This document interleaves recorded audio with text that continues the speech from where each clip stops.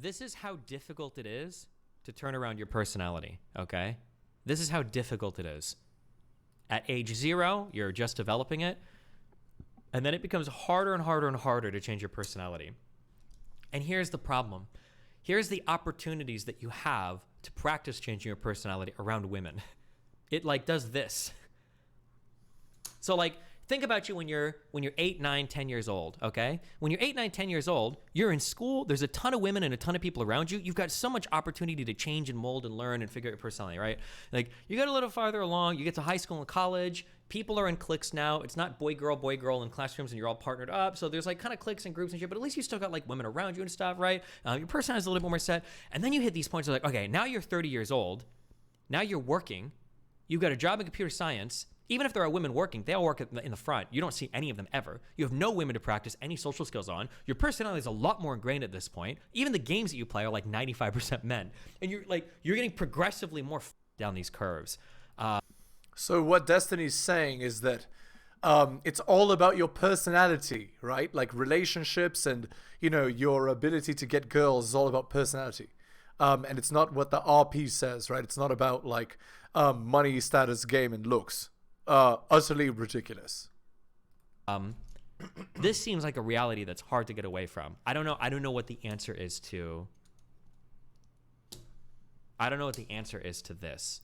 The answer is game. That's the answer. The answer is you understand female nature, so you understand like what is expected of you as a man, and then like your social skills improve by just going on dates, right? Like, I don't know what to tell you. This is hard.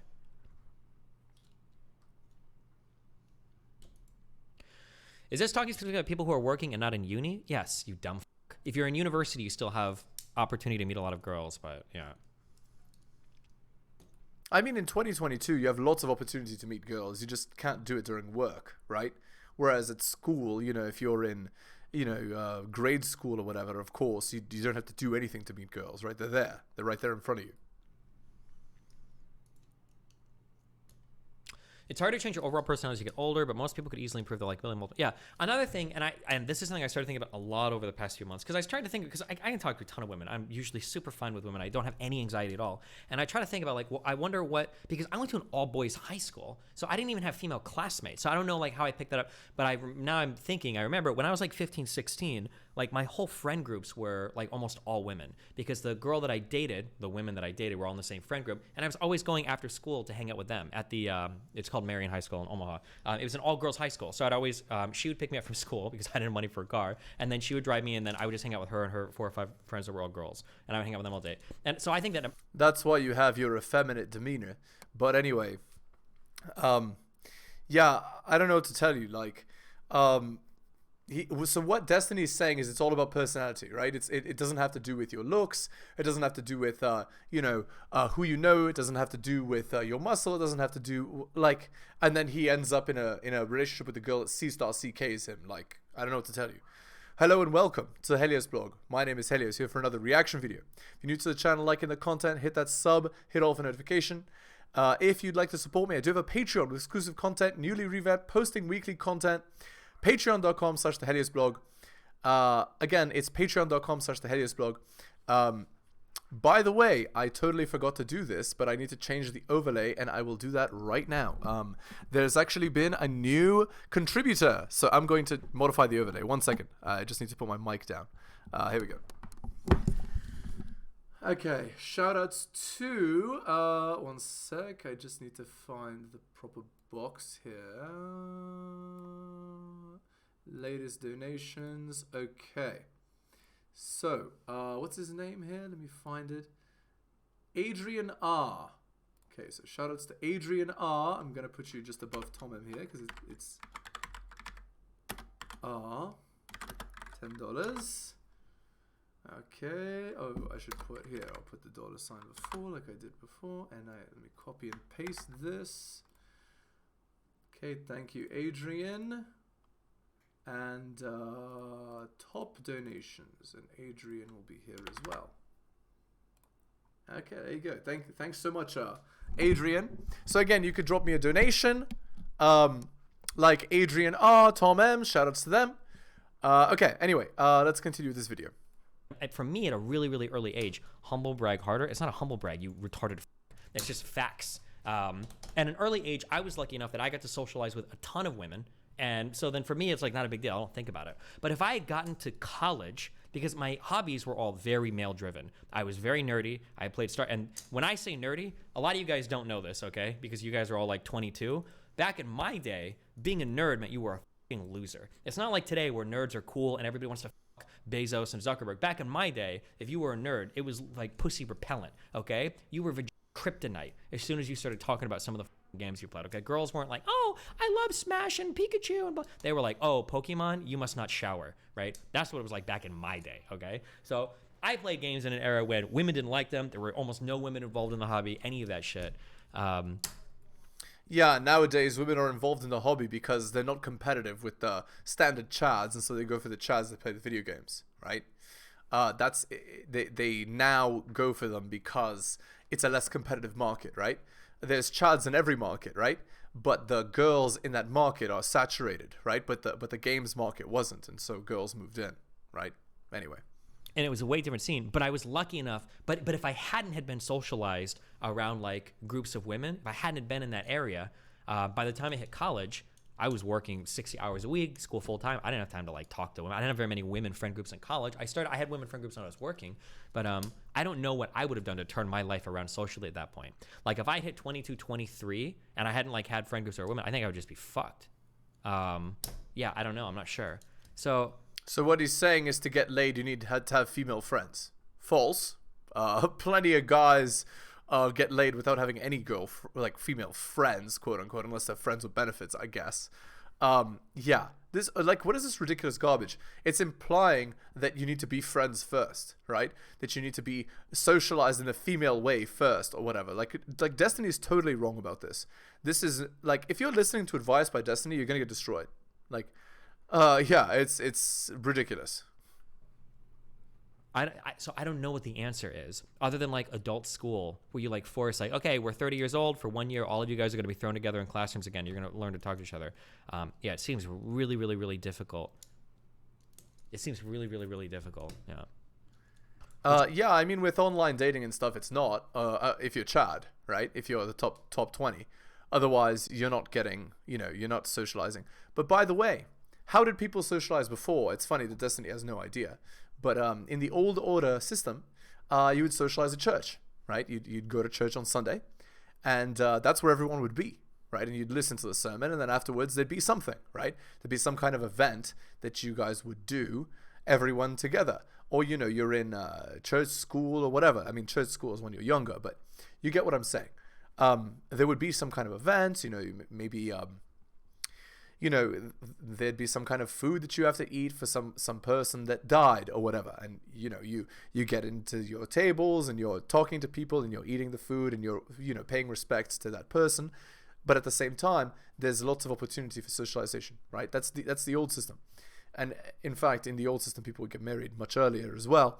And, there'd be like community dances, community events, all of that, because everything was much more community driven. But it isn't in 2023. Right? But that's the old system where everything was kind of like a small town. There'd be like, giant community barbecue or, whatever the equivalent was back then. And etc.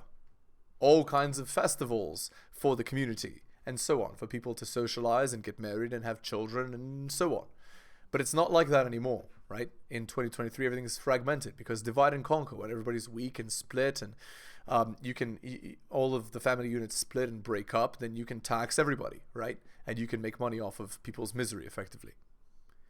Legit, one of the best things to happen to me was working front end retail for a few years. You're forced to be around women the majority of time just because most of front end is women. It's pretty shit at socializing. I would be so much worse without that. Yeah, for sure. Don't listen to Destiny's takes. He's just encouraging you to do nothing to be a coomer. I'm not encouraging you to do nothing. I don't know I'm telling you, even socialize with. You have to find ways to socialize. I just don't know how to do it. But It's very simple. Here's how. Are you ready? You ask girls on dates. That's it. And then you go on dates and you socialize. Like, very simple. Like, like just go on the like, because guys, they don't like socialization, like, is not the goal. The goal is to get laid. So go on the date and fail a bunch of times until you figure it out, right? Like, how hard is that? And if you're not getting any dates, it means you're not attractive enough to get dates. So if you're not attractive enough to get dates, become attractive enough to get dates, and there you go. This is what RP says. It's a very simple concept, right? Like, if you're not socialized and you're a loser nerd, but you're really handsome and attractive, then you can practice your charisma by just going on dates, and you'll fail like 50 times, but whatever. 51st time you'll get it, and bam, you're off to the races, right? And it's not like the girls will, you know, put you in a metal box. They'll just not want to sleep with you. They'll friend zone you or whatever. And, you know, you iteratively improve after a bunch of dates, and there you go. Then you're good. That's what you do.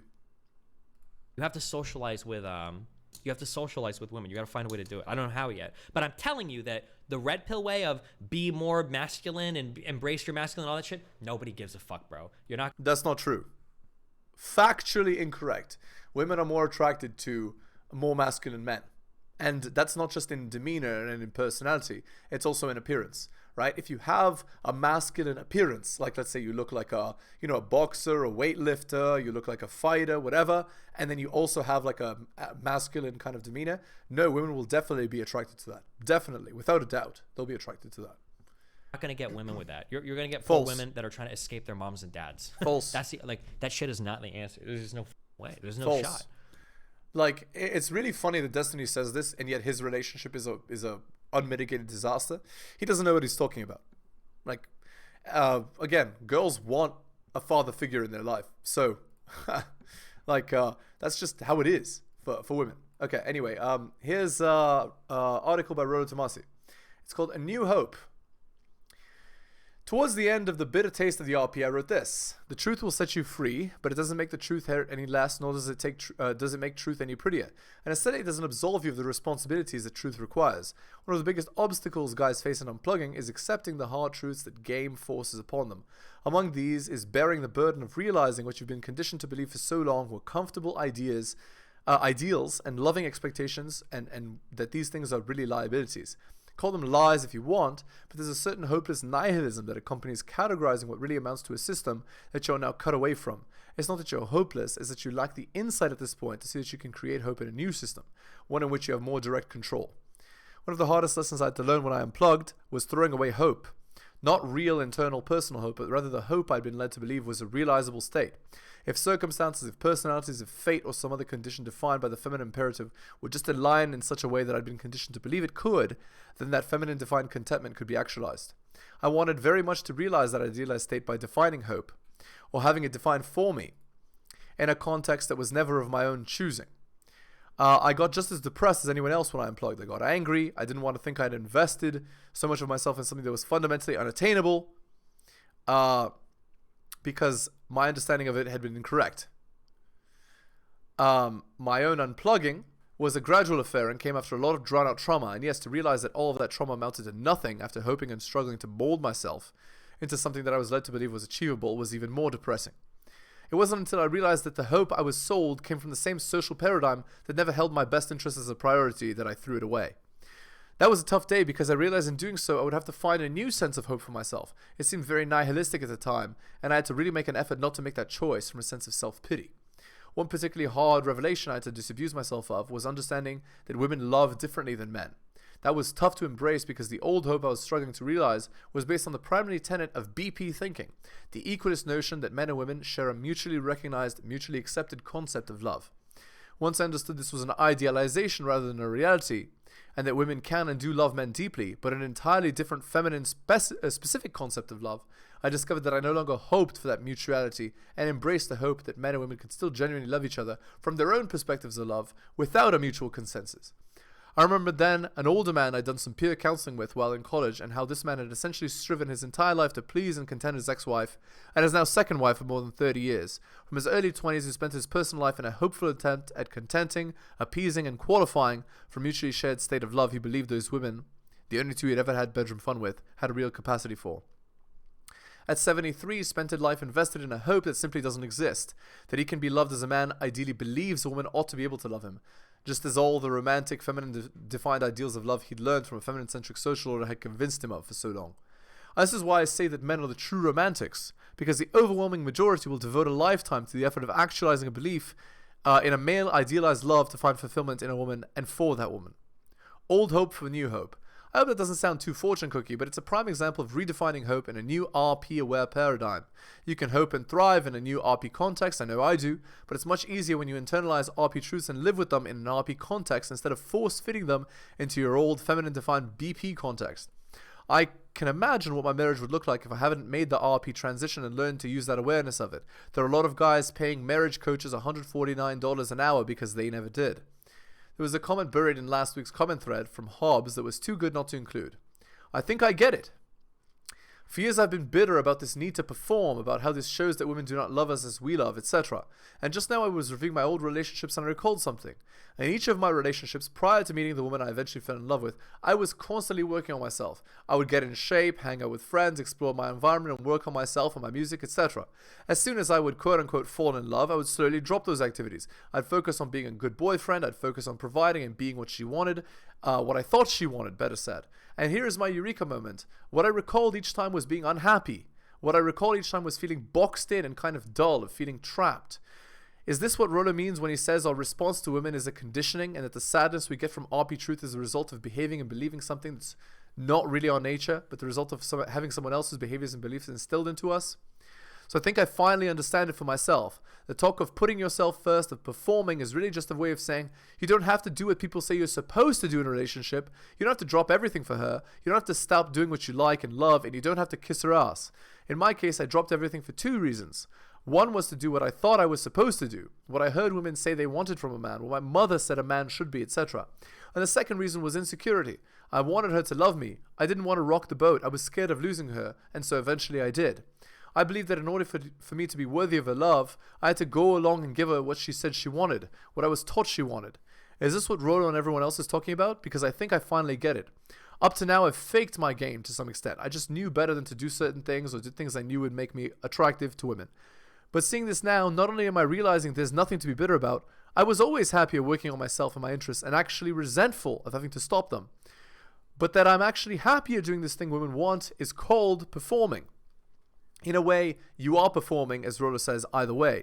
If you stop and think you can rest, in many ways you're doing so because you've been conditioned to believe, as I was, that you should.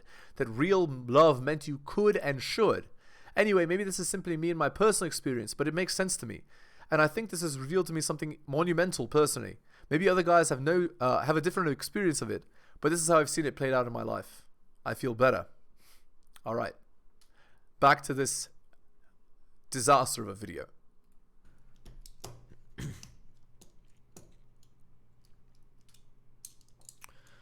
Hey Destiny, how much of the breakdown in intersexual communication is women's fault rather than men? I am firmly in the camp that if you're blaming men or blaming women, that you're not actually looking to up or improve anything. You're just trying to like farm content off of incel like you online. That's it. And it's not, or maybe that's just my mentality. I don't care. I'm not trying to like blame women or blame men. I don't care. Like just look at the situation. What is it? And then try to like navigate from there. The reality is women are 100% at fault for how the dating market is today, and men are 100% at fault for how the dating market is today. Okay. So while that is true, let me explain a bit about how it actually goes, okay? Because it is true. It takes two to tango, and that's absolutely that is absolutely a true statement. But here's how it goes. In 2023, girls go for the top 20% of men. And actually, if you look at dating apps, it's actually more like the top 5%. So all these girls are sharing the bedroom fun of the top 5% of these guys, and 95% of men are left in the dirt. And so obviously, it is men and women contributing to the problem. But it's most women and a small percentage of men. The other 95% of men that want to get laid, they're also contributing to the problem in this way. They're giving girls free attention and validation, which makes them believe that they're better than they are, which makes them even more inclined to chase Chad, right? So the bottom 95% of men need to stop giving girls attention for free so that they don't get inflated egos for nothing. And the top 5% of men need to stop sleeping with all of them. Now, how is that gonna, happen? It's not, right? Chads are gonna chad regardless of what you say, and I mean Billy's gonna Billy regardless of what you say, and that's the sad part, right? Now, before, the way they fixed it is with laws and religion, right? So the laws said bedroom fun before marriage is illegal. Religion said bedroom fun before marriage is immoral. And so people got married in their 20s, early 20s, had children right away, and there was less infidelity, though there was still infidelity, without a doubt, right? It was just less. And these controls were put in place to stabilize society, right? Now that they're not in place anymore, society is destabilized. But it's absolutely true. Both men and women contribute to the problem, of course, in different ways. Absolutely true. You can't just say it's all women's fault. It would be false. But you can't say it's all men's fault. That would also be false. It's absolutely true. Everything that exists in society is a dynamic that we play off of each other. Women do stupid things, often because men did stupid things, often because women did stupid things, because men did dumb things, because women did dumb things, because men did dumb things. Like that's. So what Destiny is saying is that it's a cyclical process that kind of bounces from A to B to C to D and so on, right? And while I'm inclined to agree, one cannot deny that this crappy society, when you discuss it from a relationship standpoint, has arisen because of the, the advent of the birth control pill, the destruction of religion, no-fault divorce, and all of that, right? In countries like the Philippines, for example, where divorce is illegal, you have less issues like you have in the United States, for example. And that's just to name one example. Countries in general that are more conservative have less issues with the problems that you're seeing in the United States, the dysfunctional garbage you're seeing. Women that are raised properly tend not to become single mothers as often, and so on, right? And and men that are raised properly tend not to end up in a metal box or doing illicit substances. So it is hugely problematic in 2023, the way we're going about things. I agree. That's how all of it works. Like we all play off of each other, and that's like how society has moved forward since the dawn of time. True. So if you're ever trying to like levy the blame or squarely, shouldered on one party, you're probably. And there's something else. We right now live in a femme-centric society, but when we lived in a male-centric society, right, in a patriarchy, we don't live in a patriarchy right now in 2023. There's no patriarchy. It's a matriarchy. But when we did, these conservative institutions were established basically to make the bedroom fund marketplace more fair, right? It was kind of like bedroom fund socialism, and it worked, right? Ironically, it works in a bedroom fund sense, but it doesn't work in a economic sense. It's pretty funny. Anyway.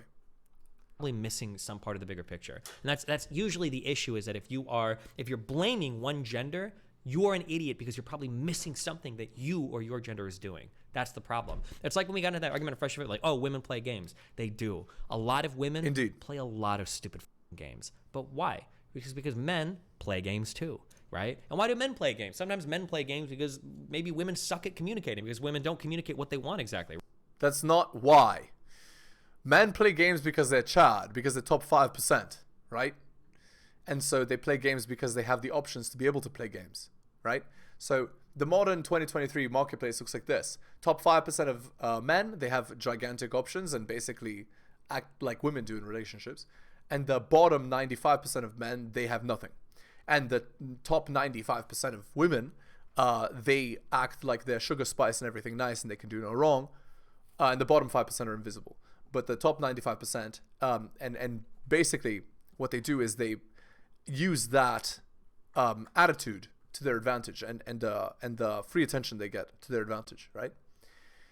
To be able to control effectively. Okay, anyway, let's go on to the Reddit post from Relationship Advice, posted 1 hour ago. Wow. I, 25 male, think I'm getting scammed by my GF who's 32. Well, already you can tell what's wrong. It's a 32-year-old with a 25-year-old. If the ages were reversed, if it was a 32-year-old man and a 25-year-old girl, it's okay, it works, but not the other way around. Okay, first off, I'm 25 and I've never had a girlfriend before. No, that's typical. In 2023, it's very typical. 95% of men get nothing. So, and then these older women, right, who've rode the CC, then they take advantage and they get a younger guy like this to take to the cleaners, right? Okay, anyway. I decided to go on a dating site to try and find love, and I was able to find someone that helped me remember what it was like to fall in love a month ago. We mostly talk through Discord. She tells me that she loves me and calls me a cute nickname, and she even told me a bit about herself. And she sends me pics of herself when I ask if I could get a glimpse of her beauty. Oh, red flag.